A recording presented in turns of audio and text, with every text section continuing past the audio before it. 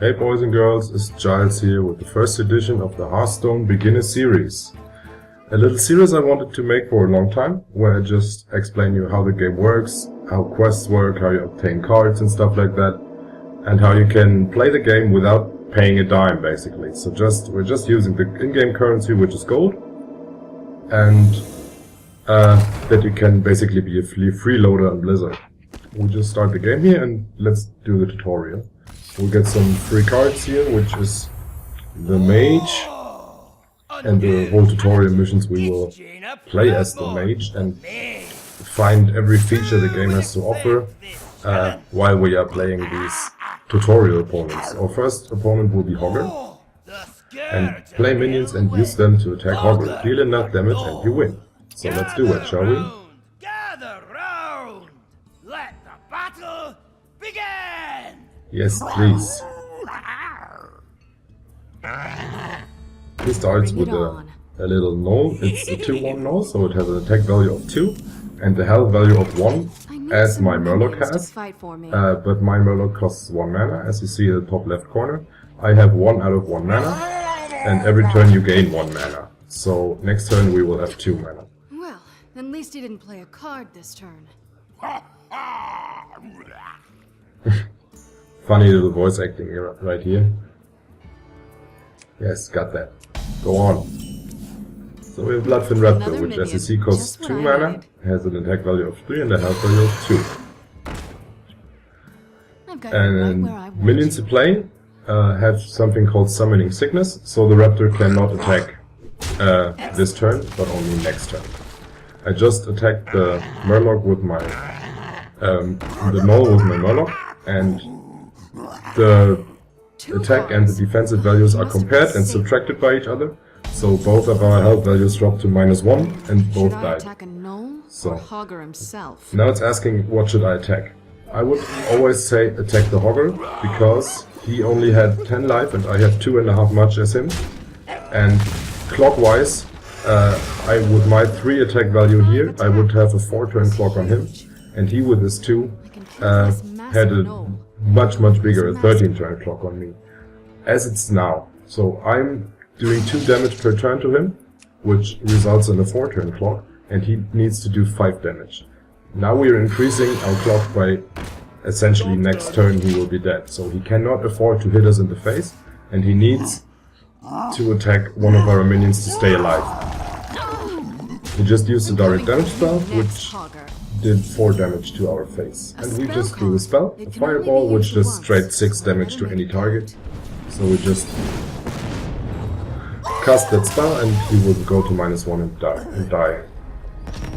So that was the first tutorial opponent. We got 2 Arcane Intellects for our collection, which is a card advantage spell. So we pay 3 mana and draw 2 cards. So we basically have a net gain of 1 card per 3 mana, which is pretty good, because the main thing you have to do and to keep in mind in Hearthstone is to gain card advantages wherever you can.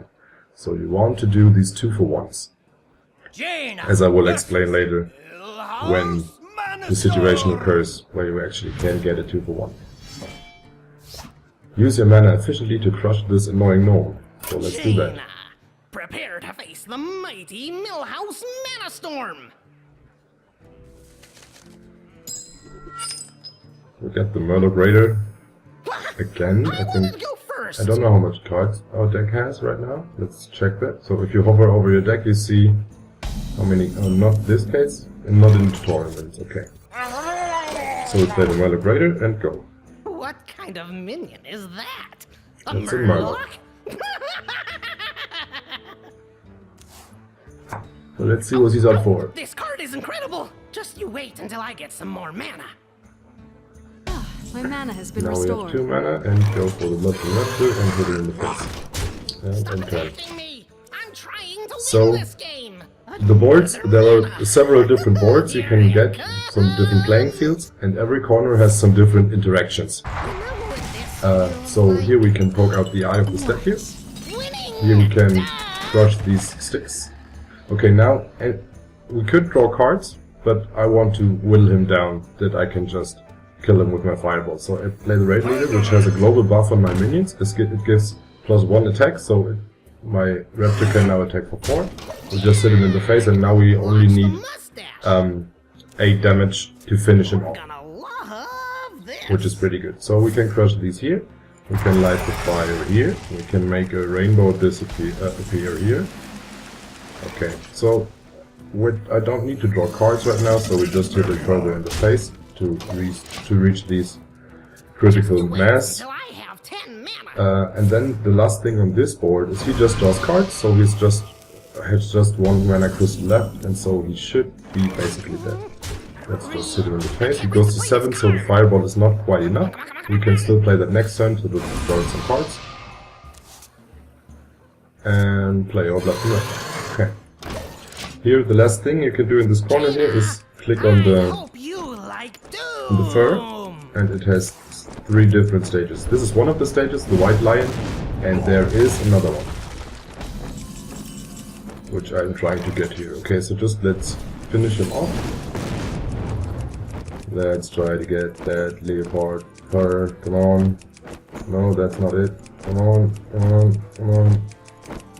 Come on. No, not the white lion again. Jeez. I hate when it happens. Okay, let's try it in the next game when something is actually happening, and you do not have to watch me click on furs. So we got another big thing. The Novice Engineer has the Battle Cry ability, which happens when it enters the battlefield. In this case, it draws a card, so it replaces himself, which is pretty important in this game. You often have pretty strong cards in your deck, and it exists of 30 cards. So you need to dig through your deck and be lucky to draw your OP cards, basically. And the Novice Engineer not only is a 1/1, which is okay, it's not that great, but it reduces basically your deck size by 1 or by 2 when you have 2 in your deck. So you are going to draw your bombs a lot more often. So, we play against Low Walker Joe and still try to get this leopard fur. Yes, Lord Walker. Andaran Scout. Okay. There it is. So, these are the 3 furs you can get. Okay. Basically, he's only doing 1 damage with his minion and I'm doing 2. So, I'm not considering any buffs or something that he could have, so I'm just hitting him in the face to start the race. The damage race. I think he will trade here, just because he cannot do as much damage as my Murloc can do. The tutorial has pretty nice voice acting, actually. Yeah, he's doing the trade as I expected. Okay, so again, same thing, I'm doing 3 damage, he's doing 2, so now we're even doing 4 damage, so we doubled his amount. And so we're just going for his face and see what he's doing. He's trading here, yeah. Again here, these both could trade, but I'm doing 3 and he's doing 2 damage. I'm not going to play the raid leader, because he just can eat it with his croc, which I do not want him to offer. So we just play the river croc and pass the turn. Let's see what he trades here. Oh, he has a big, huge buff, the Legacy of the Emperor. That's a strong card. That does not exist in the main game. Okay, so we could trade here. I think we will do that. Trade here. Play the Murloc. And play the Red Leader. Come on, let's just beat him down. He will trade here, okay. So now our Arcane Explosion can kill him, which is okay. Hopefully he plays something else. Yes, perfect. He plays another card. So our Arcane Explosion is going to kill 2 of his cards, which is the 2-for-1 which I explained a few minutes ago. He now plays the Transcendence, so I have to kill all his minions until I can attack him. You always want to draw cards first to increase your options. So if you... Okay, these are some pretty strong cards, and they are added to 7 mana, so we can play them next turn. Let's play the Arcane Explosion and trade these here off and pass the turn. So we have 2 cards, he only has 1 card in his hand, so we have basically a card advantage. Who can heal as well as fight. Someone call for it. See, like the Novice Engineer who has the Battle Cry ability to draw cards, this one just heals something for 2, so a character or a minion. Okay. We don't want to play the Magma Rager now, because he can just trade it off with his Voodoo Doctor, and so we are wasting 5 points of damage. Those the Snapshot is fine, and the Novice Engineer trades here off, so it's perfect. We can see what we draw, and when we draw nothing special, we can just play the Snapjaw, but I think we want to increase our damage, so we play the Nightblade, which has a Battlecry ability that it deals 3 damage to the opponent. Anger Perfect. leads to hate. Hate So leads what I don't want to happen to us, we can now do to him. So we just trade off here, a last resort. and I guess trade off here, so that he cannot kill our Magma Rager and just finish him next turn. So we have here 9, 11 damage, plus 6 from the Fireball, so he should be dead. Jaina. Okay, he's healing for 2, so he's not... Or is he? No, he's 9, 11, 17, yeah, that's enough. So always count, and do these so-called alpha strikes only when you can really kill your opponent. Because he could draw something that completely turns the situation to the other side. We now have a Wolf Rider, which has another ability, which is Charge, the new one. Charge basically means It's been an honor. the minion does not suffer from summoning sickness, which is pretty good.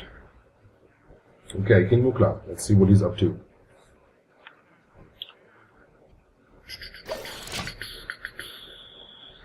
Maybe we get a new board to look what we can do, but does not seem the case, so...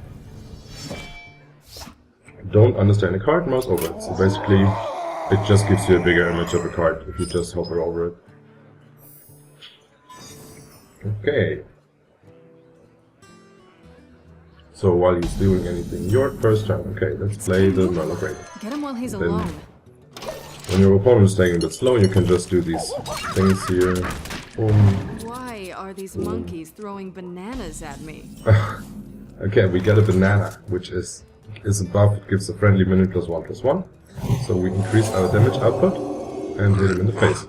I do not want to play the Stone Tusk Boar yet, because I could do 1 damage, but he just eats it with his little monkey, and his monkey would still be alive. So we would doing 2 for 1 to him, and that's something we don't want to do. I'm dealing 2 damage. You would always want to do that on the minion. I don't know why he does that. Is that all So- you've got, Mukla? Just barrels? I think we buffed our Murloc further, so we can kill it, and we are doing some damage to his face. The charge minions we want to hold back if you cannot kill your opponent, because it's explosive damage that he cannot foresee. That's the really important stuff.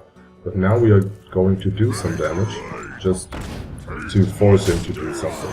But normally you want to keep your charge minions in your hand, so that you have explosive damage, you see? So when I have 7 mana, I have 9 damage that the opponent cannot count on, foresee. Kill that ape so I can finish Okay, off Mukla. perfect. Raid Leader can trade here. I'll just put it in the face. He just showed a card, which was Stomp, I guess. It's not even here anymore.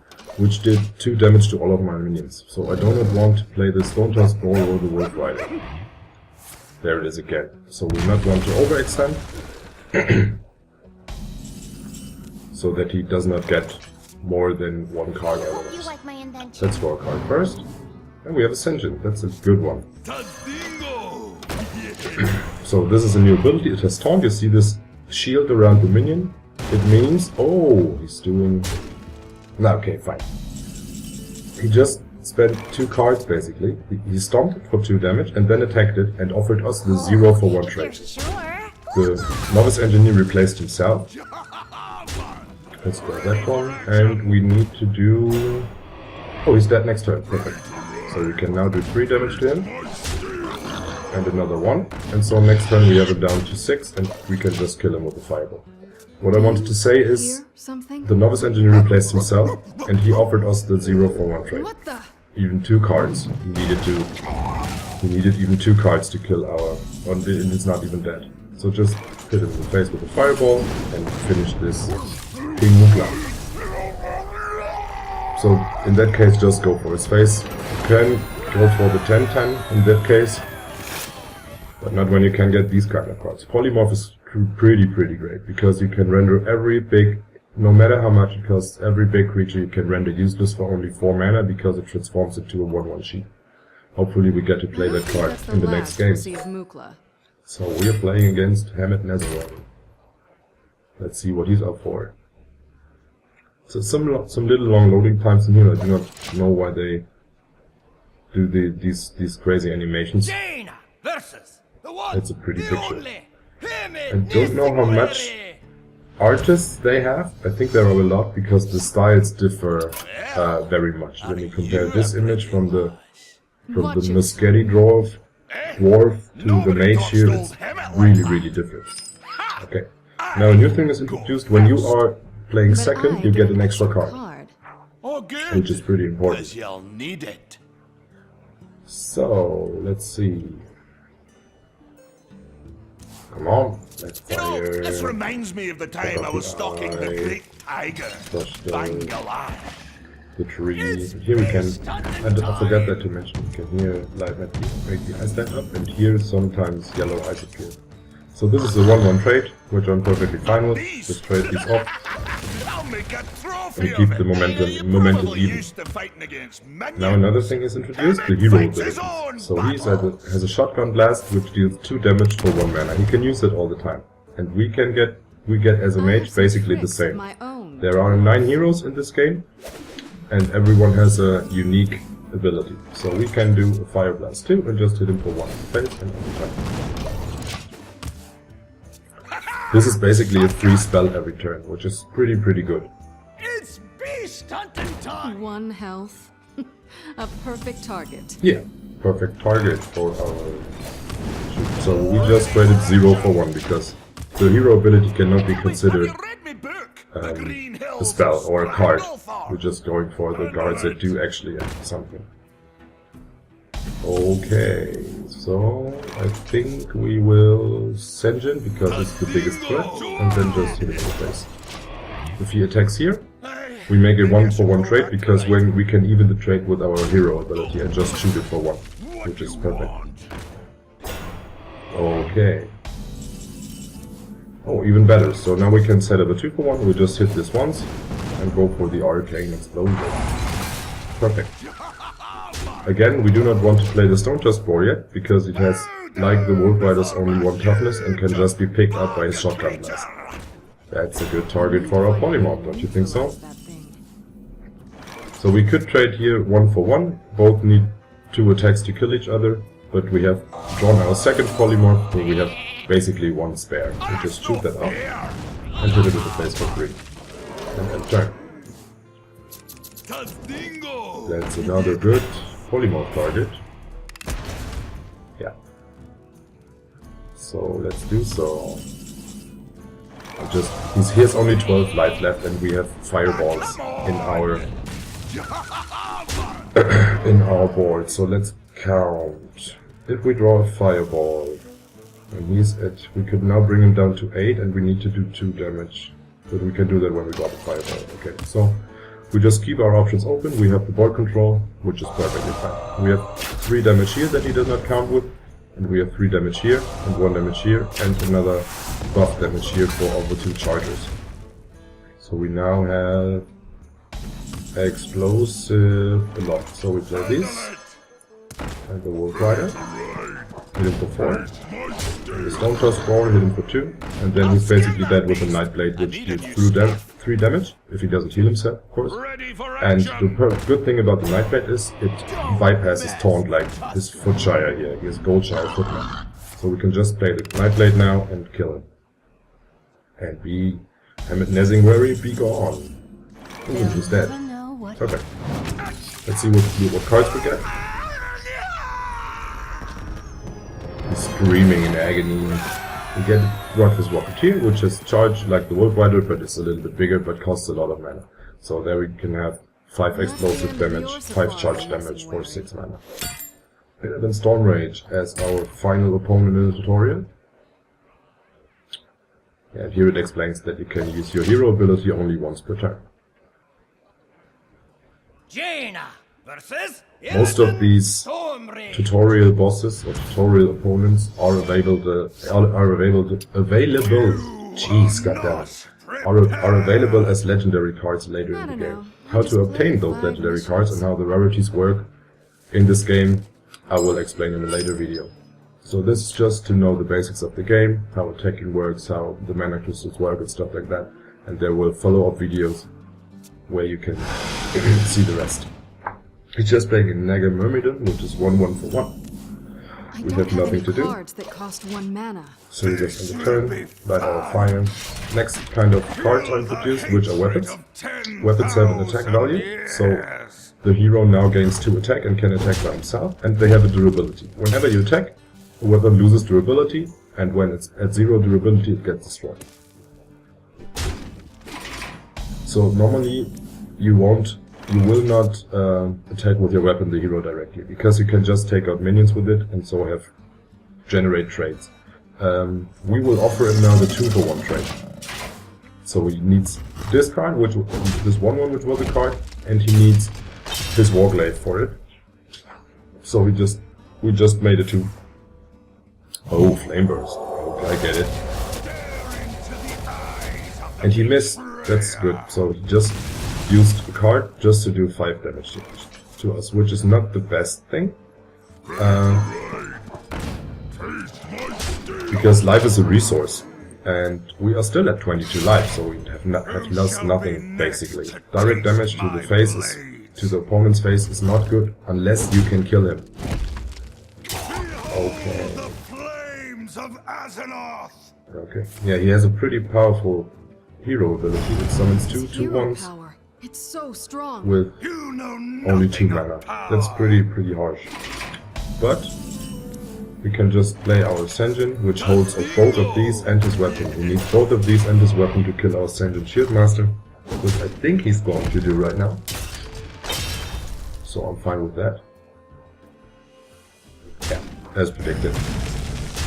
He will switch up both of these. He's not playing anything for his 5 mana, so he's giving us the opportunity to take over the board. So the momentum is now on our side.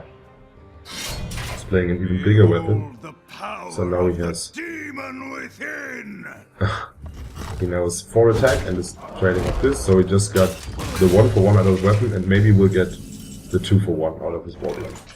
So normally the Magma Rager wouldn't be the best option right now, but he has to bypass our turn, which he can't do right now. So we can just play the Magma Rager and hope that he does not kill the Senjin, so we can get in for 5 damage next turn. Then we have another 5 here. Oh, he's infantry, okay. But we have another 5 here, so we have 10 damage, and he's going down to 30 by himself. So he's dead, basically. That's the problem with weapons. You often you forget that the creatures you are attacking with your weapon are doing damage to you as well. And so, especially when playing Rogue or something like that, which we will see later in later arena runs, your life is getting pretty low. So, in opposite, as I said before, that life is a resource, you have to watch out for it and not get too low. So you can 10 or 15 life you can work with and invest it in your playstyle, but not lower than that. Okay, you can unlock new heroes in practice mode. I will do that in the next episodes. I think we will end that here right now. If you like the video, subscribe. There will be a lot more tutorial videos, and the Hearthstone Beginner's Guide will teach you everything that you need to know about this game. So thank you very much for watching.